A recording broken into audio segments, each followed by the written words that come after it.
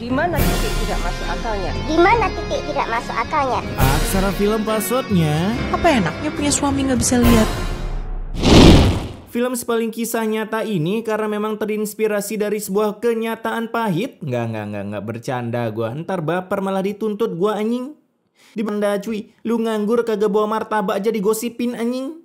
Di sana Agus meminta restu emaknya untuk menikah dengan Ajeng karena kebetulan Agus udah kaya raya, berhasil ngecit Esoyam berkali-kali sampai membuat temannya iri dan ingin menyiramnya menggunakan air keras. Alhasil besoknya mereka langsung menggelar pernikahan yang sangat-sangat sederhana karena telah memasukkan...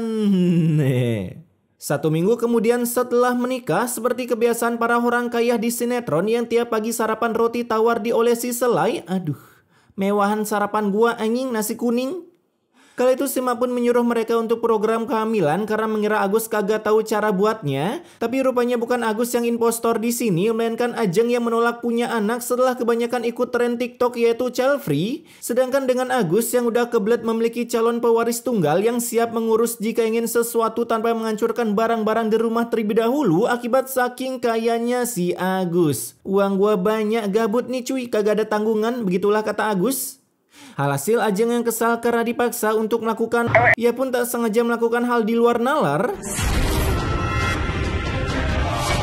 Akibat ketinggian bikin rumah sini, yang dimana saat dibawa ke rumah sakit. Kenapa Fadil nggak bisa melihat apa-apa, Bu? Saat ini Mas Fadil mengalami kebutaan. Ternyata lantai rumah Agus mengandung air keras yang membuatnya buta. 7 hari udah mengalami dark system oleh Monton akibat keseringan salfok melihat bentukan hero Karina. Lihat gunungnya cuy. Beberapa hari pun berlalu, Agus pun memanggil builder penggali tambang kepercayaannya, panggil aja Dito, dengan style rambut anak pangnya, pungut. Kala itu Dito diserahkan tugas untuk mengurus peternakan milik Agus yang udah ia bangun sampai bisa menghasilkan uang 100 juta per bulannya. Maka dari itu Dito disuruh download Farm Frenzy terlebih dahulu. Sementara Ajeng nampaknya memiliki kesambrutan dengan Dito setelah melihat bentukan gaya rambutnya yang mirip Jin Kazama di Tekken, cuman ini dalam varian 2 bitnya. Kurang poni aja di depan cuy. Bahkan keesokan harinya si Ajeng rela-rela ingin join sebagai builder untuk mengurus perusahaan Agus demi bisa mendekatkan diri dengan target pengerudalan miliknya yang awal percakapannya dimulai dengan Mulai sekarang kamu gak usah panggil Bu lagi ya. Panggil aja Ajeng. Berawal dari manggil nama berakhir jadi manggil Ayang Beb. Di sana Ajeng juga membandingkan Dito dengan suaminya yang sekarang sukarip aim ketika memberikan kecupan di kening. Sedangkan Dito terlihat lah itu si buta dari gua hantu diundang kemana-mana. Oh iya, beda kelas cuy. Ini Agus versi Pertamax Turbo, yang itu varian bensin. Sehingga membuat Ajeng nampak kesal karena ia gagal melihat pujaan hatinya yang padahal berkesempatan untuk menggrepe-grepe Dito tanpa ketahuan. Nah lu Gus, hati-hati istri lu Gus. Kembali mengunjungi Dito yang sangat-sangat udah kebelet saknes. Kamu udah punya pacar belum? Buset, skill 1 dulu lah anjing. Jeng maksudnya. Seketika Dito tentunya menjawab belum karena ia yakin sedang didekati oleh seorang Rapunzel. Bahkan si Gundal ini kagak main-main mengkodenya dengan cara belak-belakan mengajak Dito melakukan hubungan gelap segelap skin Brody dengan berkata seperti ini. Kamu mau nggak nemenin aku? Atau mungkin jadi pacar aku? Gasken Dito, kapan lagi diincar sama Sugar Mami? Mendengar itu Jambul Katulistiwa Dito nambah meninggi lagi seperti harapan cintaku padamu anjas. Yang dimana malam harinya ia kini udah sah berpacaran dengan tak segan-segan mengantar Ajeng pulang ke rumahnya. Meskipun udah diintai oleh mertuanya yang yakin ada udang di balik tembakau. Mumpung suami buta ya kan, kapan lagi selingkuh tanpa kelihatan? Nah besoknya mereka pun udah mulai mencaplo hidangan di sebuah kafe jalapeno. Nah pura-pura kaget melihat mertuanya pingsan dengan cara berada di belakangnya. Di sana si Mak langsung ditransfer ke rumah sakit elit sehingga Demek Beton yang awal ngajak Ayang Bebnya pulang berduaan di rumah Agus. Sayang, itu suara apa ya? Dimana meski sang Mak udah mengkode keras dengan menjatuhkan barang, sayangnya Agus tak apa lagi cuy, tinggal nikmatin hartanya doang ini mah. Tapi sayangnya karena Dito gobloknya pakai banget, ia pun tak sengaja mengangkat telepon dari seorang kurir paket. Halo? Aduh bang, Agus buta bang, bukan tuli.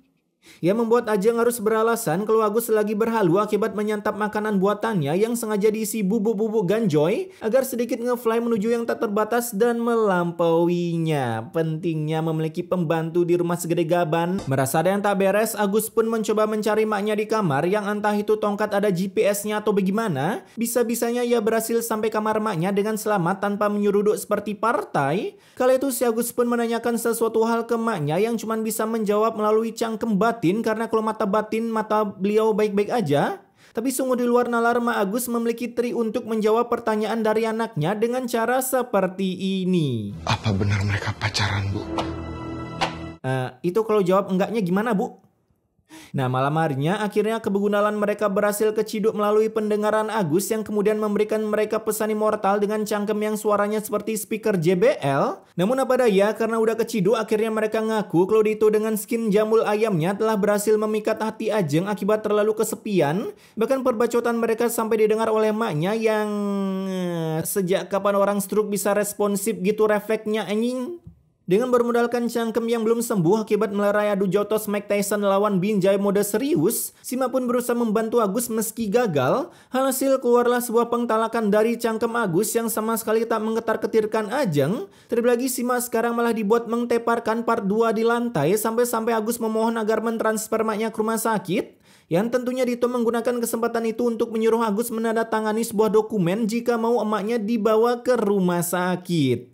Tapi setelah tanda tangan bukannya dibawa ke rumah sakit, mereka berdua malah dibuang di tengah jalan begitu saja. Hingga datanglah seorang kang ketoprak yang membantu Agus dengan cara menyuap cangkem dokter dengan ketoprak agar Sadicia tak mengatakan saya sudah berusaha semaksimal mungkin. Gimana ibu saya, Dok? Darah tingginya sedang tidak stabil. Ini nih, biasanya langsung wasted di tempat cuy. Kala itu Agus pun direkrut oleh kakek ini ke dalam kakaknya. Kebetulan ia hidup sebatang sebat dan hanya memiliki satu anak perempuan, itu pun hasil adopsi milik tetangga yang selalu aktif melestarikan KB Bali. Nah, setiap hari mereka pun udah mulai akrab merawat Sima yang cangkemnya udah kembali seperti semula, tak seperti habis terkena cemes raket Topik Hidayat.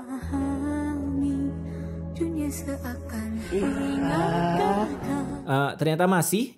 Bahkan dengan kebaikan hati si kakek Rahman, kebetulan teman Nolan ketika waktu belum dibuat, ia pun tak segan-segan memberikan tempat tinggal yang udah dibayar full 1 tahun cash. Dimana baru aja tadi kita lihat cangkem Mama Agus belum sembuh dari kesetrukannya, tapi saat ngomong, aduh. Mudah-mudahan Allah yang membalas kebaikan kalian ya. Udah kembali ke setelan pabrik cuy, lupa naskah apa gimana nih, udah kayak Mike Tyson lawan Jack Paul aja. Nah, di hari itu juga Agus mendatangi rumah lamanya dengan Tina yang kebetulan di sana juga ia bertemu dengan dua begundal gandul ini.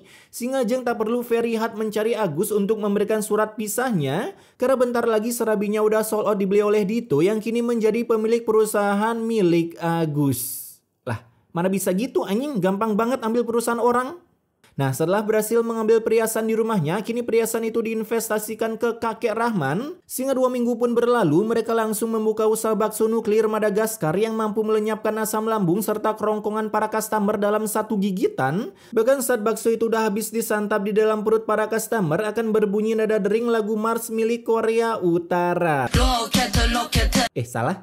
Kala itu datanglah 2 begundal ini ke sana untuk memesan bakso di acara pernikahan mereka, sehingga membuat Pak Rahman ingin mencampurkan bakso nuklirnya dengan nuklir milik Amerika agar saat di dalam lambung nuklir tersebut pada perang satu sama lain. Kapan lagi kan lihat perayaan kembang api sebelum tahun baru?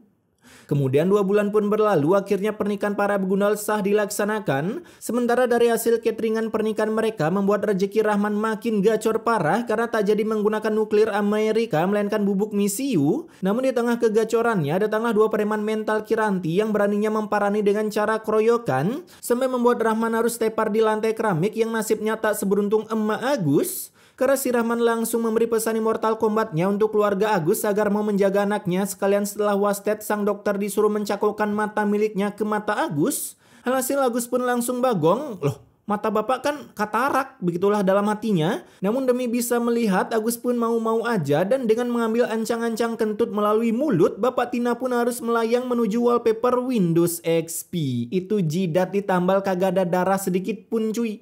Bisa-bisanya wasted. Nah, setelah kematian Rahman, kini saatnya Agus membuka perbannya setelah sekian lama cosplay jadi Agus. Ya, emang Agus.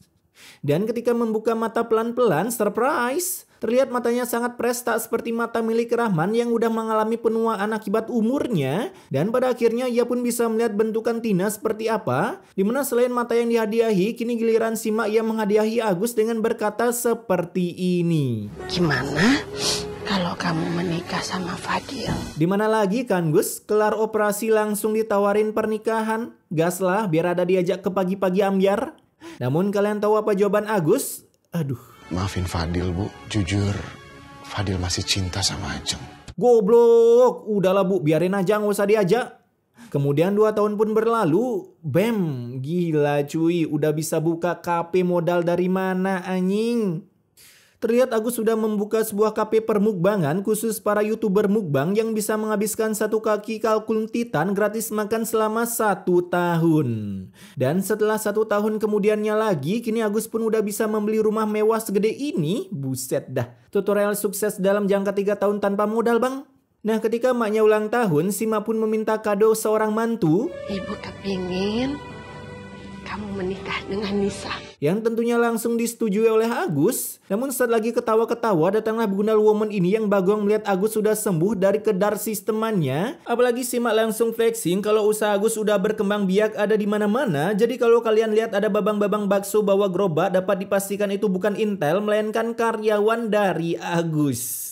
Setelah bertemu dengan Agus, kini Agus pun makin meroket usahanya karena ia kini berani untuk investasi di sebuah perusahaan yang ternyata adalah miliknya dulu dan sekarang udah menjadi milik si Jambul Katulistiwa ini.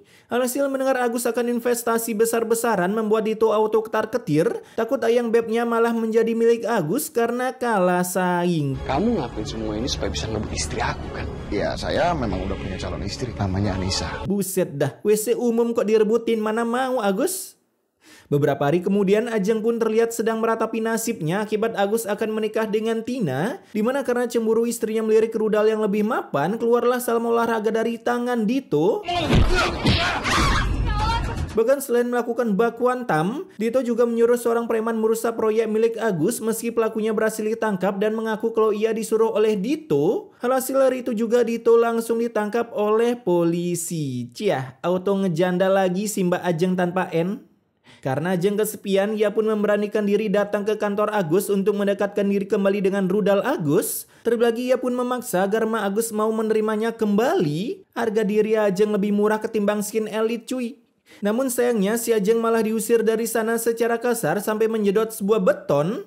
Dimana ketika dibawa ke rumah sakit, kini Karma pun mulai meet and greet dengan Ajeng yang kini sudah tak bisa melihat. Saat ini kamu ada di rumah sakit. Kenapa semuanya gelap? Akibat damage beton di rumah Agus begitu anti mainstream, sehingga film ini pun ditutup dengan Ajeng yang kesepian di rumah sakit tanpa sosok suami yang menemaninya menjalani kedar sistemannya. Tamat.